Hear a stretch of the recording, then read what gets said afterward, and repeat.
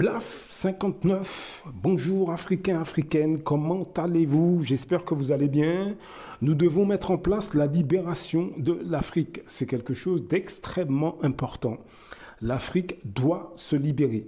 Mais on doit mettre cette libération aussi dans les esprits. Et je dirais même avant tout dans les esprits. On ne peut pas libérer un pays si les membres qui constitue, ou le peuple qui constitue ce pays n'est pas libéré dans sa tête. Est-ce que vous comprenez? On pourra avoir tous les leaders du monde, on pourra avoir tous les capitaines Traoré du monde, on pourrait avoir tous les Lumumba du monde, si au niveau du peuple, au niveau des masses populaires, nous ne sommes pas libérés, leurs efforts seront vains. Est-ce que vous comprenez ce que je veux dire?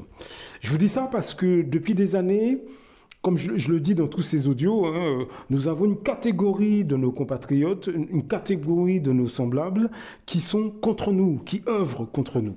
Ce sont eux qui, depuis des générations, nous handicapent, nous empêchent de progresser beaucoup plus rapidement, si vous voulez. On ne peut pas les accuser de tout, mais ils contribuent fortement à nos difficultés. Par exemple, ce sont les présidents africains que nous avons. Ce sont eux qui bloquent l'ensemble de leurs semblables, qui écrasent leur pays, qui vendent leur pays pour leur profit personnel. Dans la Caraïbe, ce sera les élus. Les élus dans la Caraïbe, Martinique, Guadeloupe, Guyane, etc. Alors Guyane, c'est l'Amérique du Sud, mais dans les territoires d'outre-mer, les élus locaux, ce sont eux qui freinent l'avancement des autres, de leurs semblables, pour leur profit personnel, pour leurs intérêts personnels. C'est malheureusement les personnes auxquelles nous avons affaire. Et il faut bien comprendre que ce profil, il est sur toute l'échelle sociale. Vous pouvez vous rendre compte, vous pouvez observer ces personnes quand vous êtes au sein de l'espace social, quand vous êtes dans les rues, quand vous faites vos courses, peu importe le pays ou l'île où vous êtes, regardez le comportement de vos semblables. Lorsque vous êtes dans nos pays, ok, mais dans les pays d'Europe surtout, en France particulièrement, regardez l'attitude et le comportement de vos semblables.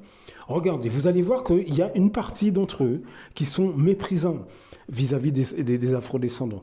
Ils sont dédaigneux, ils la regardent de haut, font comme s'ils n'ont rien à voir avec eux. Voilà, c'est ce type de personnes-là, c'est exactement le même profil des présidents africains ou des élus dans la Caraïbe. Simplement, là, ils sont au même niveau que vous, entre guillemets. Quand je dis niveau, c'est entre guillemets. C'est-à-dire que ce sont des gens avec qui vous êtes assis dans le métro, dans le bus, pour ceux qui sont dans les pays d'Europe, ou dans le bus pour ceux qui sont dans nos pays. Ce sont ces personnes avec qui vous interagissez au travail, par exemple. Ce sont ces personnes chez qui vous allez, parce qu'ils sont aussi parmi vos amis, parmi vos familles.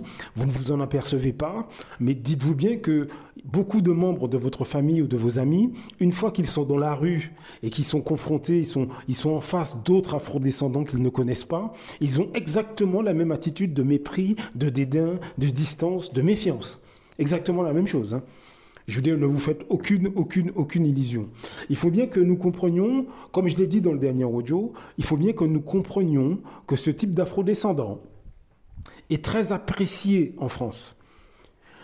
Comme je l'ai dit dans le dernier audio, les autres communautés en France adorent ce type d'afrodescendant. Celui qui regarde avec mépris ses semblables, celui qui regarde avec dédain ses semblables, celui qui met une distance entre lui et ses semblables, celui qui fait sentir qu'il n'a aucun lien avec les autres. Les autres, c'est semblable, bien sûr. Ce type d'afrodescendant est très apprécié en France par les Occidentaux, par les Arabes, par les Chinois, etc. On l'applaudit, on veut l'inviter, on le veut dans les maisons de campagne. C'est lui qu'on apprécie dans les boulots. Parce qu'il faut savoir que dans les boulots, par exemple, lorsqu'il y a une interaction avec ce type d'afrodescendants, lorsque les membres des autres communautés interagissent avec ce type d'afrodescendants, très rapidement, leurs soupçons se confirment. Lui, on peut l'intégrer, mais pas les autres. Tout simplement parce que ce type d'afrodescendant qui a du mépris vis-à-vis de ses semblables, lui, ce qu'il cherche, c'est à être apprécié par les autres communautés. Et si vous voulez, il est repéré par les autres communautés dans le milieu du travail, mais aussi dans la sphère privée. C'est-à-dire que lorsque les membres des autres communautés se rendent compte que l'afrodescendant avec qui ils travaillent, par exemple, hein, l'afrodescendant qu'ils côtoient au sport, etc., etc., etc., lorsqu'ils se rendent compte que cet afrodescendant-là a du mépris pour ses semblables, à ce moment-là, on peut l'inviter dans la sphère privée. On peut l'inviter dans les maisons de campagne, on peut l'inviter dans les anniversaires.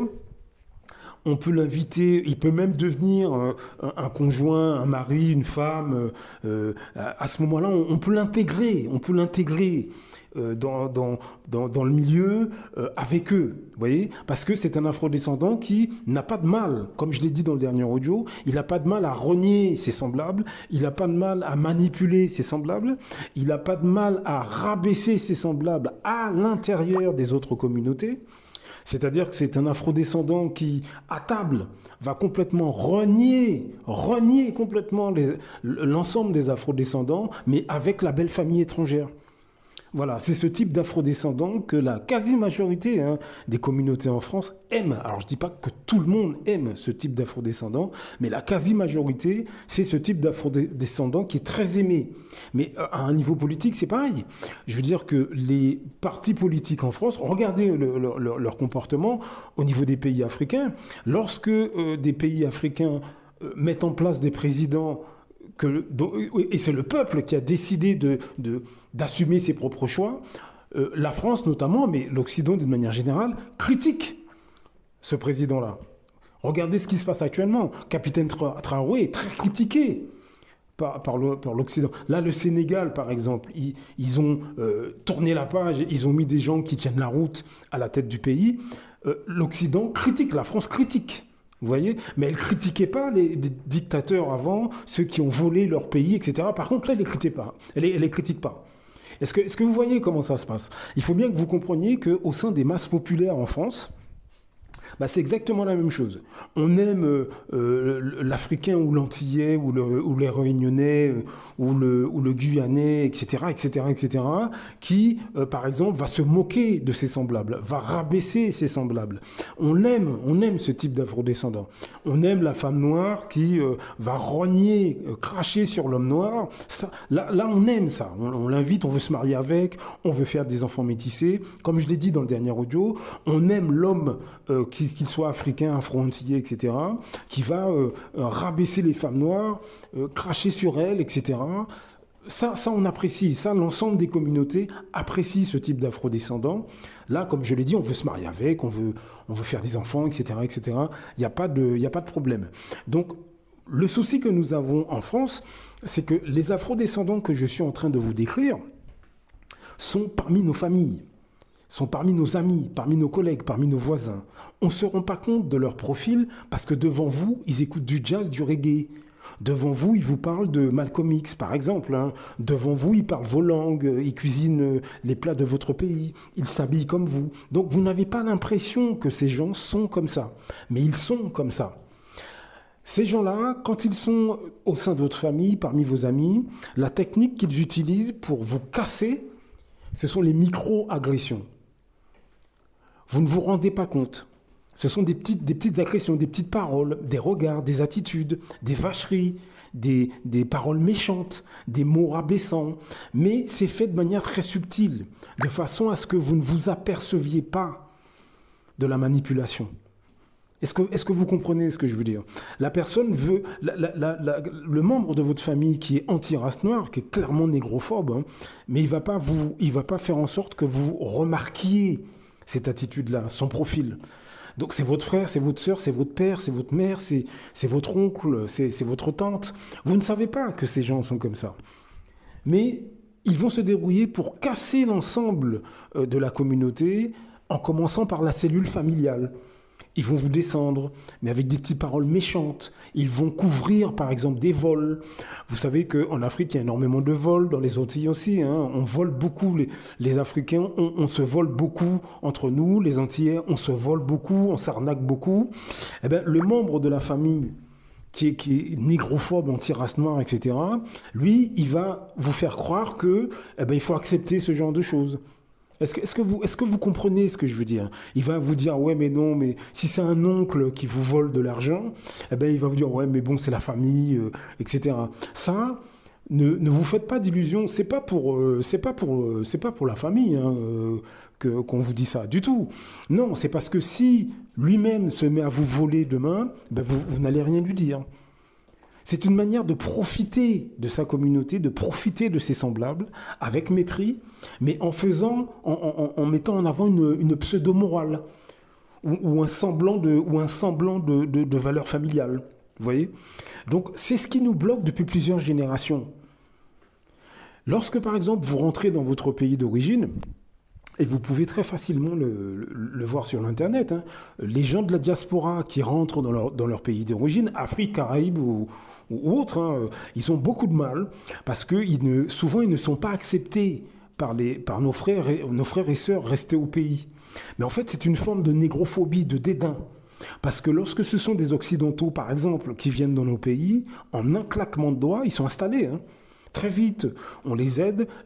C'est-à-dire que les gens qui vont vous détester, vous, qui faites partie de la diaspora, vous êtes un afrodescendant qui fait partie de la diaspora, vous rentrez chez vous, les mêmes personnes qui vont vous mettre tous les bateaux dans les roues possibles, lorsque c'est un arabe, un chinois, un occidental, etc., pas de problème. Hein. Lui, il l'intègre, il lui trouve même un boulot, ils font en sorte qu'il achète un terrain moins cher, il construit, il monte une entreprise, il s'enrichit, il n'y a aucun problème. Par contre, vous, c'est une autre histoire. Eh ben, ça, c'est de la négrophobie, c'est du dédain de sa race. Et comprenez bien ça, hein, c'est vraiment du mépris. Mépris racial. Pourquoi? Parce que nous avons une catégorie d'afro-descendants, Afrique, Caraïbes, etc. L'Afrique au sens large du terme, nous avons une catégorie d'afro-descendants qui sont dédaigneux racialement vis-à-vis du monde noir. C'est-à-dire que racialement, ils ne vous supportent pas. Mais ils ne veulent pas le dire ouvertement. Par contre, ils utilisent un certain nombre d'actions contre leurs semblables. Et ce sont les actions que je décris, bon, c'est un exemple, hein, mais que je décris dans cet audio. Vous voyez? C'est vous mépriser, mais en vous faisant croire que c'est pour votre bien. Vous voyez? C'est, par exemple hein, vous retournez au pays, vous trouvez que les choses vont un peu lentement, que c'est pas très professionnel. Ben, on va vous dire, ouais, mais ici, c'est comme ça. Vous voyez? Mais par contre, si c'est un Européen qui le dit, ah là, par contre, tout de suite, on améliore le service, on essaie de lui faire plaisir, on essaie de faire en sorte qu'il s'intègre le plus rapidement possible. Voilà le type d'afrodescendant négrophobe, anti-race noire, que vous soyez en Afrique, Caraïbes, etc., hein, qui vous agresse au quotidien sans que vous ne vous en rendiez compte. Ce sont, encore une fois, ce sont des membres de votre famille qui vous font des réflexions sur, par exemple, tout un tas de choses. Il vous demande de l'argent, ben vous ne lui donnez pas. Il vous calomnie au sein de la famille. Mais croyez-moi que si c'est un Européen ou d'autres races, par exemple, à qui il demande de l'argent et puis on lui dit non, ben là, il est très compréhensif. À la limite, il est même prêt à travailler gratuitement pour l'étranger. Vous voyez? C'est malheureusement le type de personnes auxquelles nous avons affaire. C'est un trouble mental. France Fanon en a parlé hein, dans son livre Peau noire et masque blanc. Encore une fois, je fais ces audios pour vous faire comprendre que la situation est bien plus grave qu'elle n'y paraît. Elle est bien plus grave qu'il n'y paraît. Il ne faut pas prendre ça à la légère, hein, ce que je dis. Ne laissez pas cet audio dormir dans votre téléphone. Nous sommes confrontés, malheureusement, à des afrodescendants d'une négrophobie qui dépasse l'entendement. Et nous devons malheureusement faire quelque chose. Donc, commencez à distribuer cet audio, par exemple, ou faites-en vous-même, ou bien faites un blog, etc. Déjà, commencez à en parler à des gens qui sont sensibles à ces questions-là. Déjà, pour commencer à créer un buzz. Toute l'Afrique, toutes les Antilles, tout le monde noir, on doit commencer à en parler en masse, entre nous. C'est la toute première démarche à faire. Blaf, à très bientôt. Beaucoup d'Africains se lèvent contre des autres Africains. C'est généralement à travers la corruption. L'Europe, l'Occident le sait. La meilleure façon de faire tomber un Africain qui se lève pour les intérêts des Africains, il faut aller corrompre ses amis ou ses compatriotes. C'est comme ça, c'est toujours à cause de l'argent. Celui qui a fait tomber son car, il a fait pourquoi? C'est parce qu'il voulait être son car à la place de son car.